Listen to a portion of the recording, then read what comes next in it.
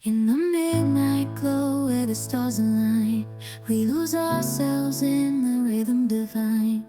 Underneath the sky painted with dreams, we're chasing the echoes of silent screams. Caught in the spell of the cosmic night, where fantasies bloom in the pale moonlight. We'll let go of all that we know and dance in the stardust gentle flow. Dancing in the stardust, we're Morning! It's our day 5 and last full day here in Simending.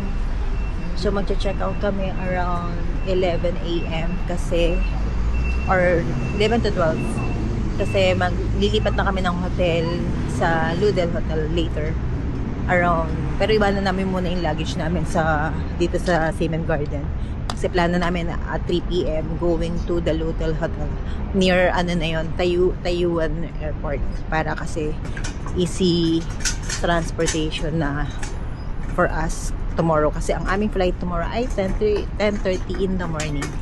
So for now, try muna namin mag-ikot sa Simending even if na medyo maaga pa kasi it's around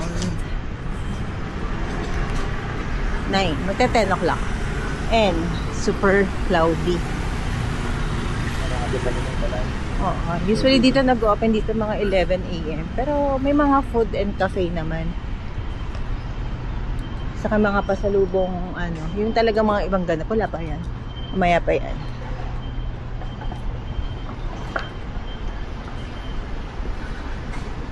Ikot-ikot muna tayo. And pag check out namin around 11 to 12, punta kami sa Huashan 1914 Creative Park. So yun yung last tourist spot na aming pupuntahan for our last whole day. And mamayang gabi kung may time pa, kasi yung aming last hotel ay malapit sa Gloria Outlet. So pwede namin i-explore yun. Ikot-ikot lang din, ganun lang. So ninanamnam na lang namin yung last hurrah dito sa Taipei. Wala pang tao. Sarado pa halos. Ewan ko nasa na mga kids.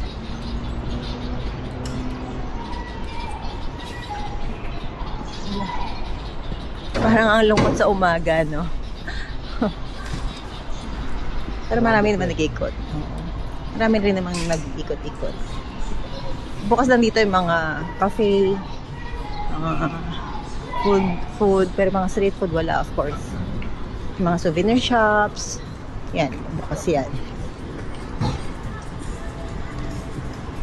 Hindi natin alam nasa ng kids.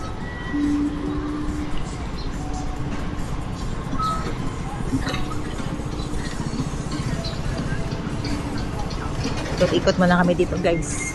Balik na lang ulit later. Update na lang sa inyo lahat. Checking out time. Highly recommended ang hotel na ito. Napakalaki, lalo na for a family. Comfortable, good location, maayos ang service, safe, maayos ang aircon. Maayos din ang amenities so far. So nagustuhan namin, and if babalik kami ng Taipei, why not? Dito ulit. Kasi trusted na and nasubukan na namin. So, bye for now. See you again. Seaman Garden. Lipat na kami ng bagong hotel. So, one more look. Medyo magulo. Check out time here is 12 o'clock. So, that's it. Lobby.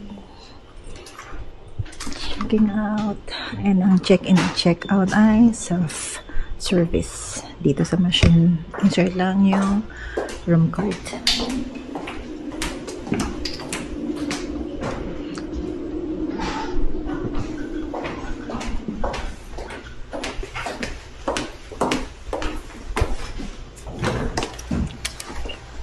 Kasi kating yan yung picture no? andito na ba? Ay.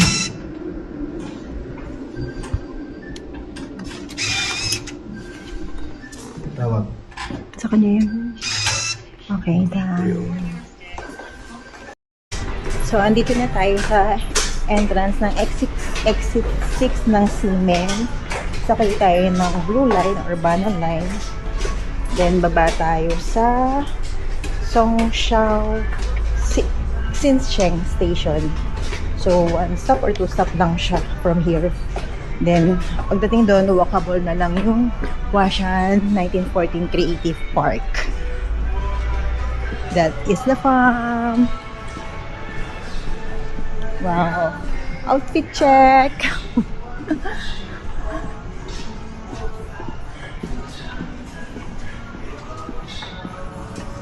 So, less tourist ngayon. Less people.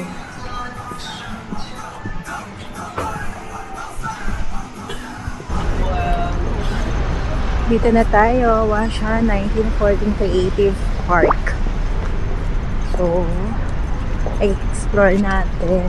Few minutes lang from the metro.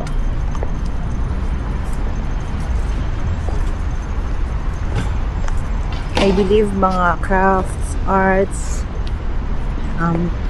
unique cafe, ganun siya. Ayan.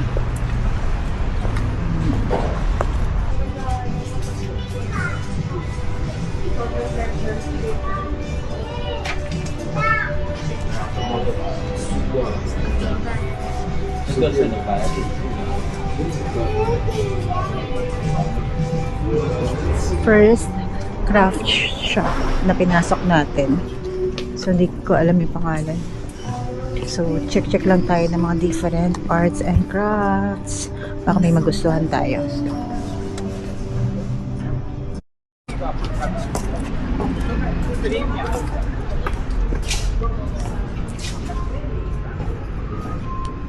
Ay, nice. Swak.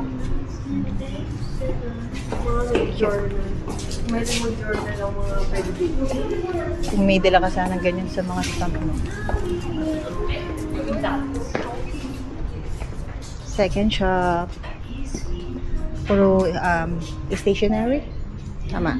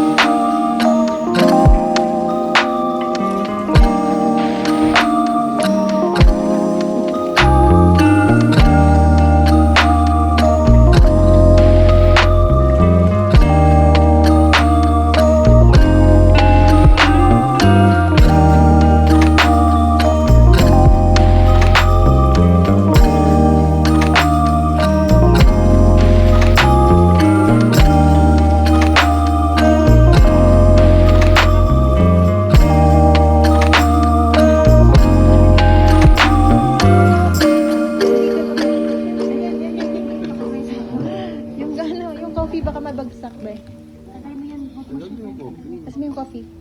Aka na yan. Bigay mo na doon di. Anak. Dito sa kabila. Akala ka na yung coffee. Ayun, kinuha niya na.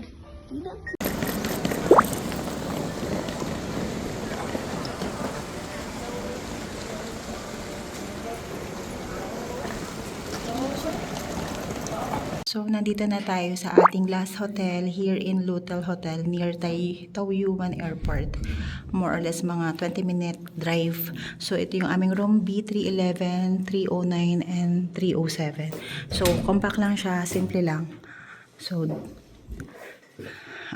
double bed. May aircon naman. May, of course, merong mirror. May towels naman. May maliit na desk. So, that's it. May konting, may TV. Merong, what's this? Blower. So, ang ano dito is shared bathroom, shared CR. Meron naman, bukod naman ng ladies and boys. So, yan siya. So, simple lang talaga to kasi para siyang transit hostel. And mura lang siya. Ang mahalaga lang naman sa amin ay hindi kami hamahasel papunta sa airport. And ang kagandahan with free shuttle drop-off sa terminal. Sasabihin lang dun sa front desk kung anong oras ka magpapadrop off ahead of time. And entitled lang for every person a single luggage. Pag excess, 100 NTT for extra luggage. So that's it guys. Magpapahinga na kami, magsasettle. Super lamig, pulang-pulan na kami. Oh, look. Kahit maitim ako, namumula ako. So, sobrang lamig. So, that's it. Nagsasettle muna kami and kakain kami. Siguro bibili na lang dito. Mayroon namang nearest Family Mart and 7-Eleven. So, that's it. See you later.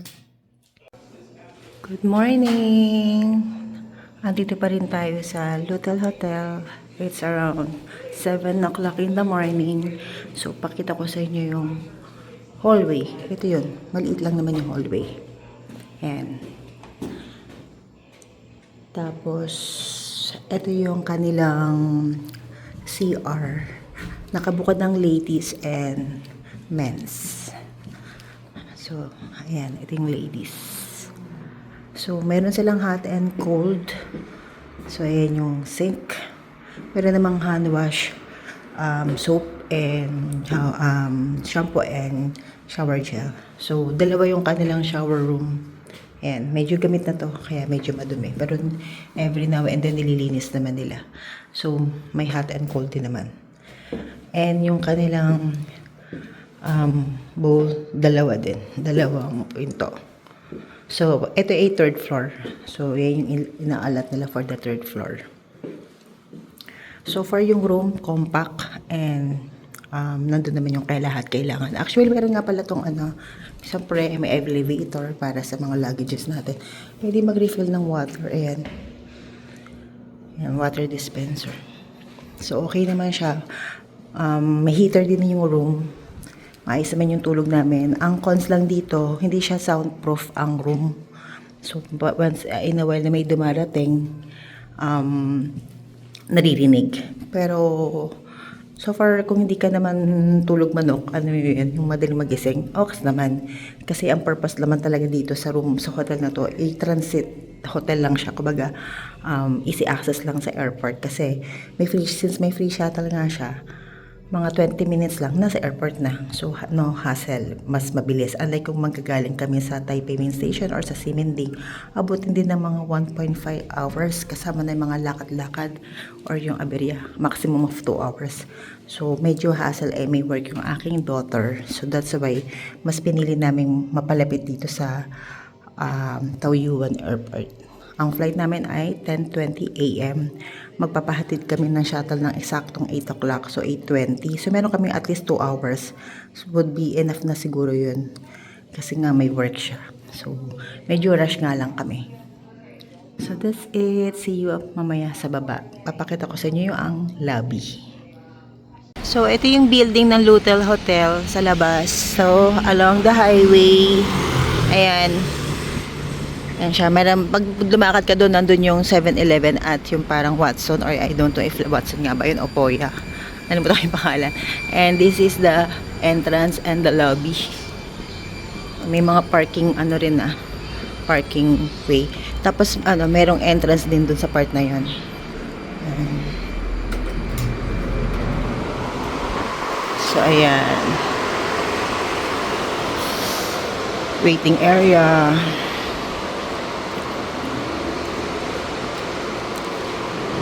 May lounge area din. Ito, wait. Ang ganda ng ano nila, oh. Ng design. So, ang daming upuan. So, dito nag-wait para for pick ng going to airport. Salamat. And ito yung may machine for the food. This is the lobby. Diyan nag-check-in. And the bar area. May free coffee, free drinks. And so clean, malinis. Ayan. May free tinapay din. Not bad ha. Ang mura nito actually. Pumapatak lang to ng 1,300 per head. Or more or less 2,500, 2,600. Ganun ko lang siya na-book. Pero ipopost ko na lang din. So may heater o may public refrigerator in case na gusto mo mag-iwan. Butter buns are available from 11 p.m. to 11 a.m. Passengers are not allowed to take it by themselves. Yan. So far, so nice. Maganda tong place na to. Promise. So, nung una hesitant ako kasi may mga review na pangit. Although, ang pangit lang talaga yung di soundproof ang room. Yun lang. Pero for the facilities and services na ino-offer nila, sa budget, sa pricing ha, at near to the airport, maganda siya. Highly recommended. So, waiting ako sa mga kids and habang nag-wait kami, magko-coffee muna.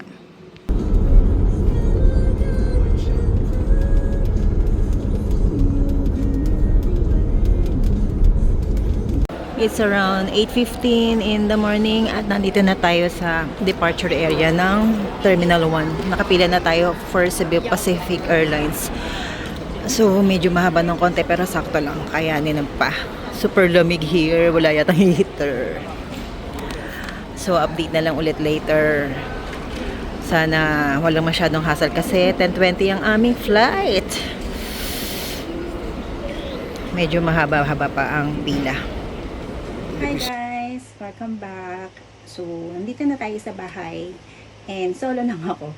Solo lang akong i-discuss yung mga different additional information, tips, mga expenses natin sa naging trip natin sa Taiwan. So, ito yung first ever international trip natin in Taiwan with our family. So, magpo-focus tayo muna dun sa expenses. Pero magpo-focus tayo sa naging expenses ko alone. Kasi ang hirap naman kung lahat. Kasi iba-iba naman yung binili, iba-iba naman yung kinain. Siyempre, may kanya-kanya kaming preference. So, para at least mas madali nating matakel, magbe-base na lang ako dun sa naging expenses ko personally. So, first, yung pre-departure expenses. First, yung flight. So, yung ating flight ay binook natin sa Cebu Pacific. So, usually, pag ganito may international trip kami, mag-asawa, laging, or kahit even actually domestic, pinaplan namin ito ahead of time. That's why, inaabangan namin yung mga piso sale ng Cebu Pacific. Kasi syempre, tinitake advantage natin yan. Sayang din naman, diba? So, kahit paano, malaking bagay yung mga nadi-discount natin. So, since anim kami, mahirap maka-spot ng piso sale ng ganun karaming booking on the spot na 6-pack. So, parang mas madali at mas makakuha kami, dinivide namin yun by 2. So, yung isang daughter ko nag-abang, then ako nag-abang, 3 sa kanya, 3 sa akin. Pero, ang naging deal namin, kung sino yung unang book, dapat, yung susunod na magbo-book, dapat makuha niya yung eksaktong flight detail na unang na-book. Example, yung date, yung time, at yung flight details actually. So yun. Para at least iisang eroplano, same time, same na oras, same date. So 'di ba? Para hindi kami magkakahiwalay lalo na yung dalawa sa anak ko ay first time mag-international travel. So kahit papaano laki naman kami at nakaspat kami ng piso sale. Pero actually yung cost nito na 7,000 round trip Manila to Taipei, Taipei to Manila ay hindi naman both piso sale. So, yung papunta, ang nakuha namin ng piso sale, then yung pabalik, yun yung seat sale na lang siya. Pero, mura pa rin yun na 7,000 per head. Ang laking savings na nun. Next, yung ating hotel. Dalawa yung hotel natin. First, yung Seaman Garden Hotel. Then, the next one, yung Lutel Hotel. So, yung Seaman Garden, 4 nights doon. Yung Lutel ay 1 night lang. Bakit dalawa pa? Kasi, yung anak ko ay meron siyang work sa last night namin sa Taiwan. So mag-aalanganin kasi yung travel time from Simending to Taiwan, kakain siya ng 1.5 hour to 2 hours kasama na yung lakad o aberya. So magiging hassle, magigipit kami. That's why naghanap ako ng mas malapit na hotel na madali kaming makakapunta sa airport in less than 30 minutes. So, meron naman kami nakuha, which is the Lutel Hotel. Which is a good deal kasi dun sa nabook namin sa kanila, with drop off na. So, napaka less hassle na nun kasi hindi na kami magbubuk ng Grab or papara ng taxi. Sila na mismo meron ng service na in-offer na free pa. Pero, per head nga with extra 1 luggage with 1 luggage per head. So kung may extra luggages kami, additional 100 NTD. So siguro 2 luggages lang yung dinagdag namin. Pero malaking bagay pa rin 'yon. So yung first hotel, nabook ko siya per room ay 2,085. Good for 2 packs na to. So lumalabas na 1,050 per head per night. So 4,200 for 4 nights. So, bakit nga ba 3 rooms? Hindi kami kumuha ng Airbnb na good for 6 packs na, hindi magkakaiba ng room, kumbaga. Pero kasi, tinake note namin yung magiging hassle kung iisa lang yung bathroom. First kasi magiging, agawan. Kain ng oras, diba? Mag-aantayan. So, hindi magiging komportable. So, lalo na't kung mga babae, mas makutingting, mabusise, magayos.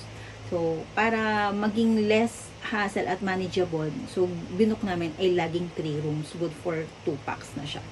Next hotel, yung Ludel Hotel, binook ko siya per room ay 2,589. So, nagko-cost lang siya ng 1,295 per head, per night. So, actually, 1 night lang yun. Anyway, guys, ipopost ko naman yung detailed na information, pero dinidiscuss ko naman. So, next, yung travel tax, mandatory naman to. Per head ay 1,620.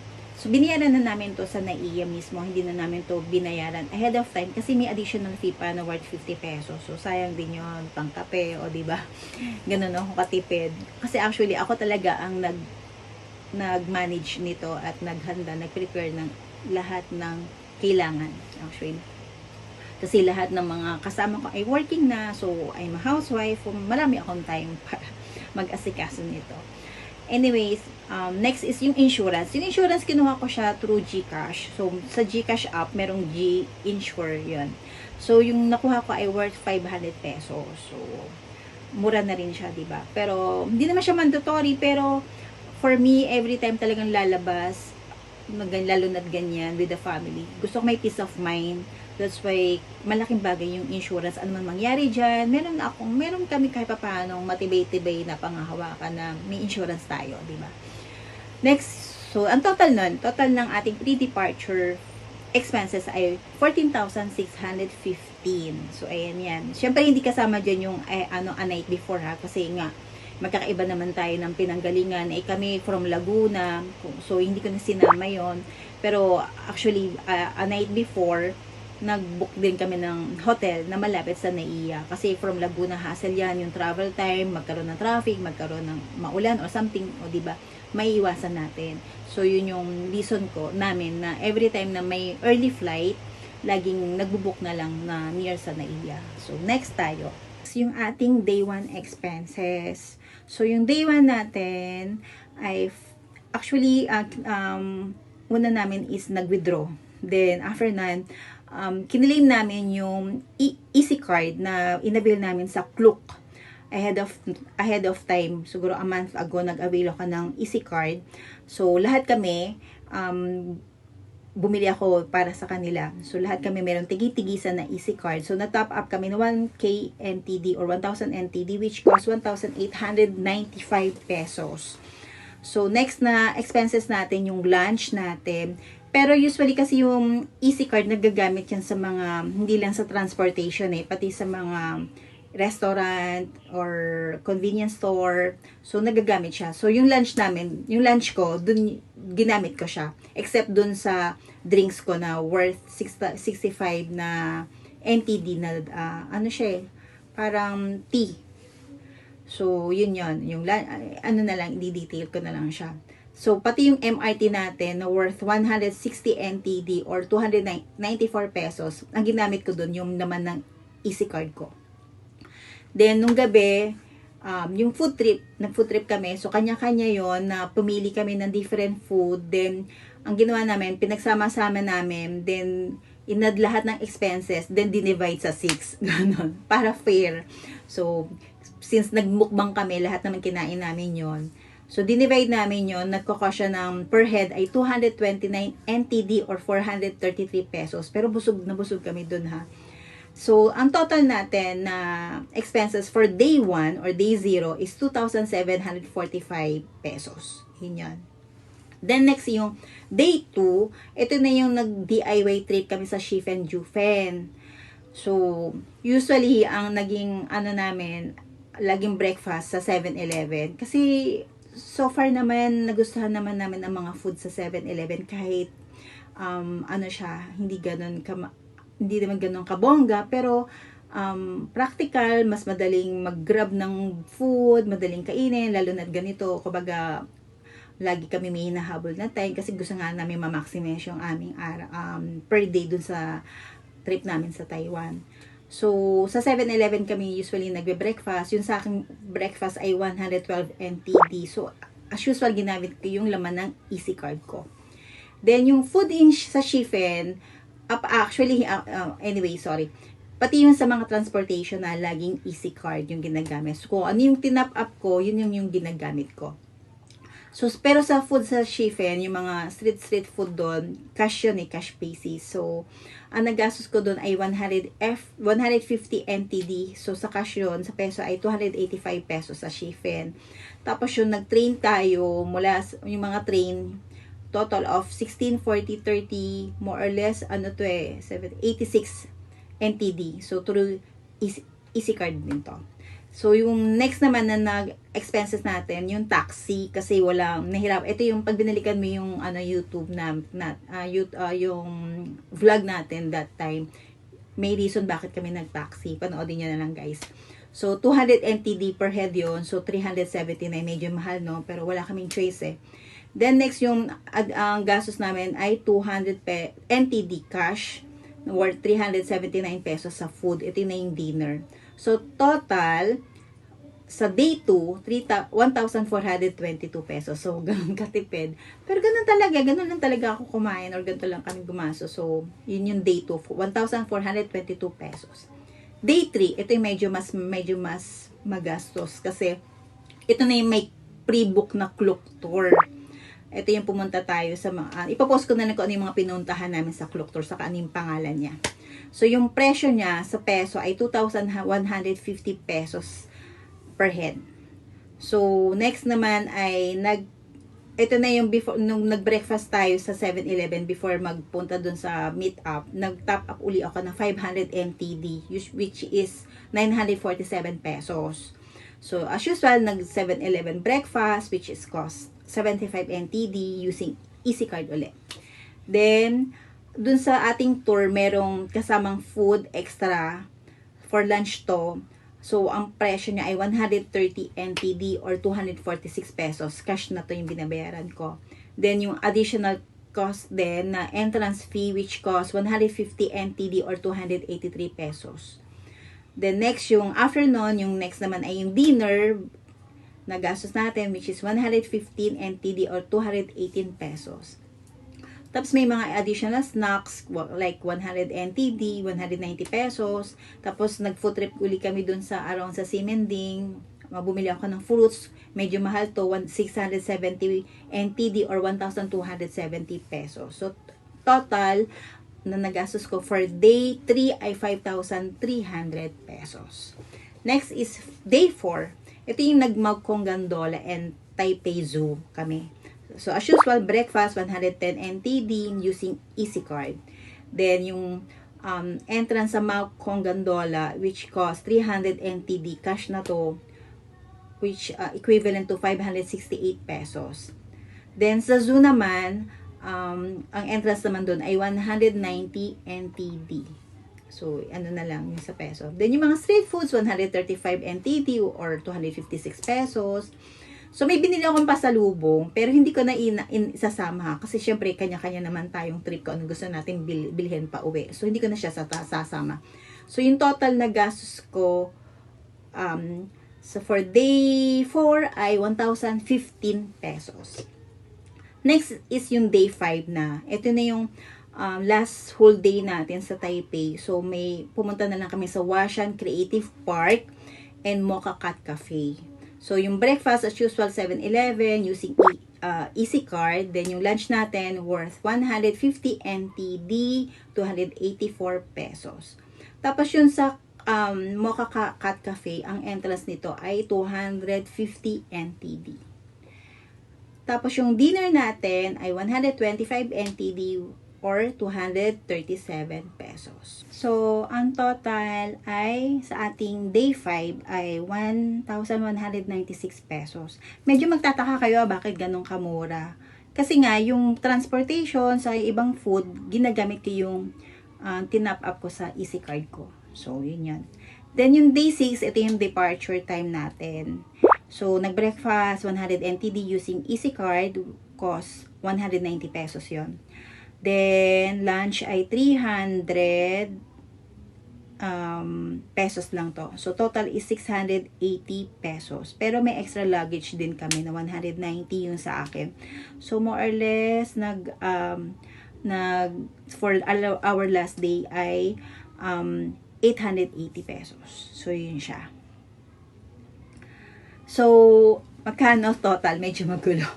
Nabingdang ba kayo? Pero, at least, ilalabas ko naman dito. So, in total, lahat na nagastos ko, pre-departure, saka yung, yung daily expenses natin, lahat-lahat yan, ang naging gastos ko ay, 26,500 pesos. Excluding, of course, yung pasalubong. So, kung mga extra, basta yung mga personal things. Basta ito yung basic na nagastos ko. Yung food, transpo, tour, tapos yung entrance fee, yan. So, 26,500 pesos, guys. Ganon kamura, diba? Yun ang ating gastos per head.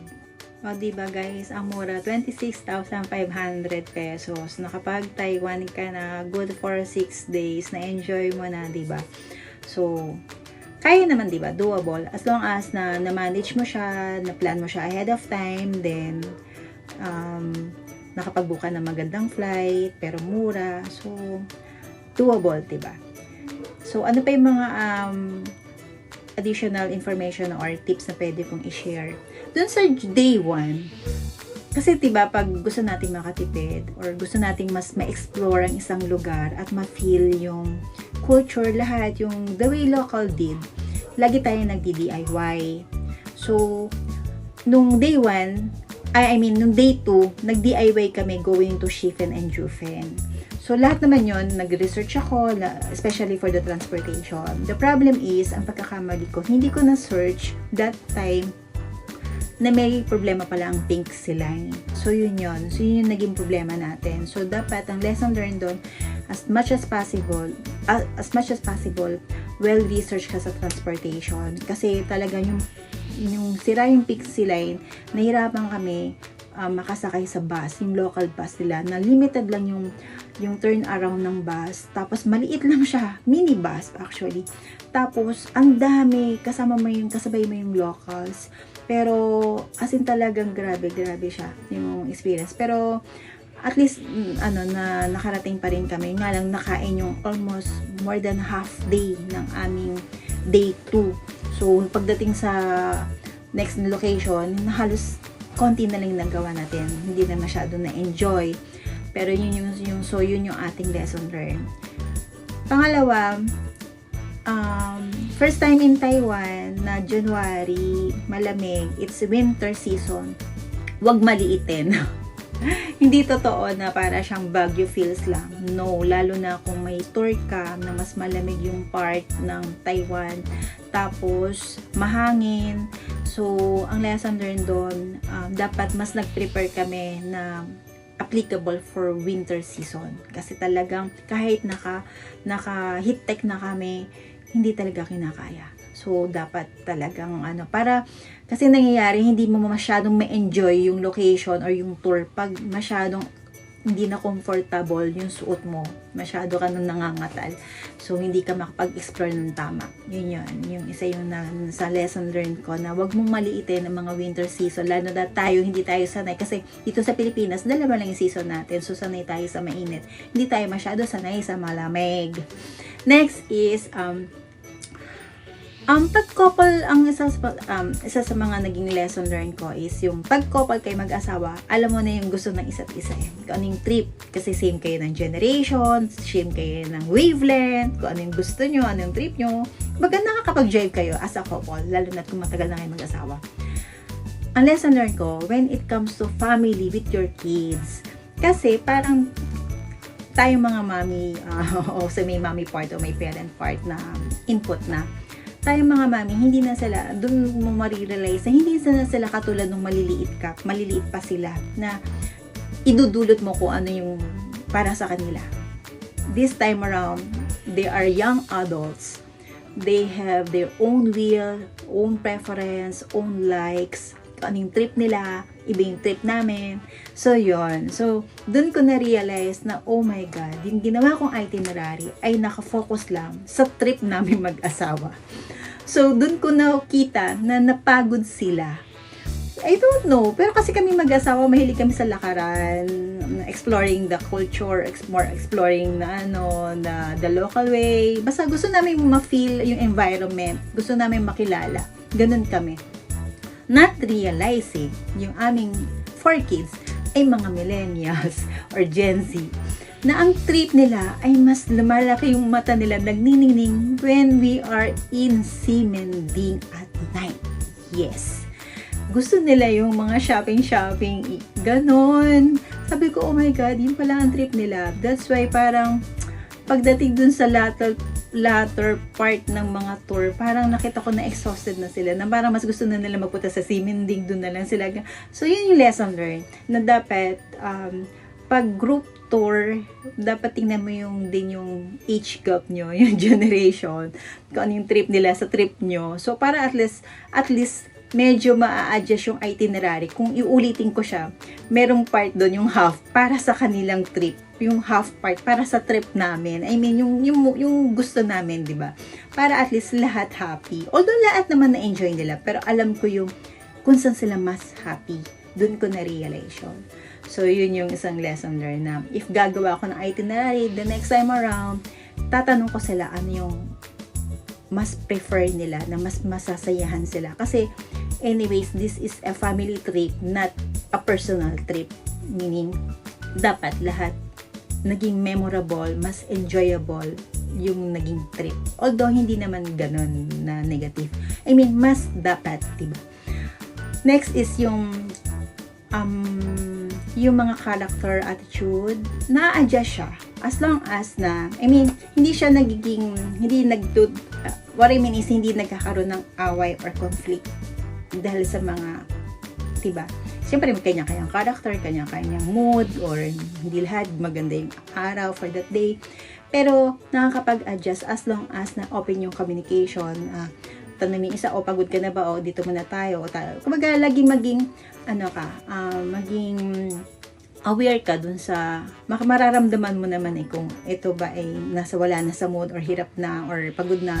So, magpapakiramdaman kung kahit paano, maging mindful ka dun sa kasama mo. So, isa yung sa maging lesson pa. Next is, sa food, wala naman, kasi lahat naman sila, hindi naman sila maselan sa food. So, lahat kain, gustong ganito, ganyan. So, walang problema sa food. Next is, yung sa hotel, lagi mo, saka sa transportation, ahead of time, dapat, kung alam mo yung ganito yung magiging flight mo, napaplan mo ahead of time, kasi mahirap maiwanan ng flight. Yes, mahirap, magastos. at hassle, lalo na kung lahat kayo after this trip ay may expected na work schedule na.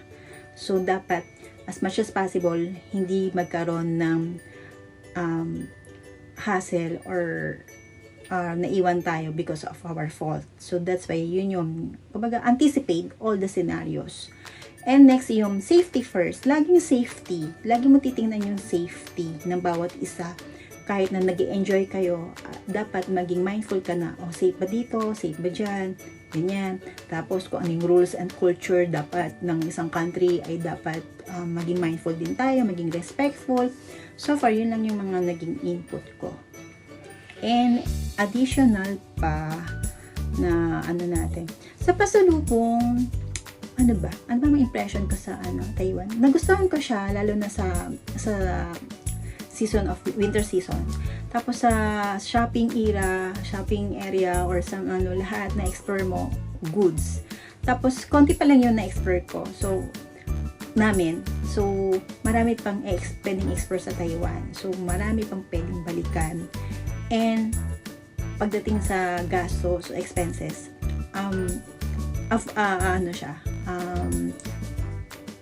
kaya basta pag-ipunan at paghandaan ng ahead of time, kaya siya kahit na hindi naman kailangan mag-splurge ka or gumas ka ng sobra dyan. Yun yung aking take dito sa naging trip na to.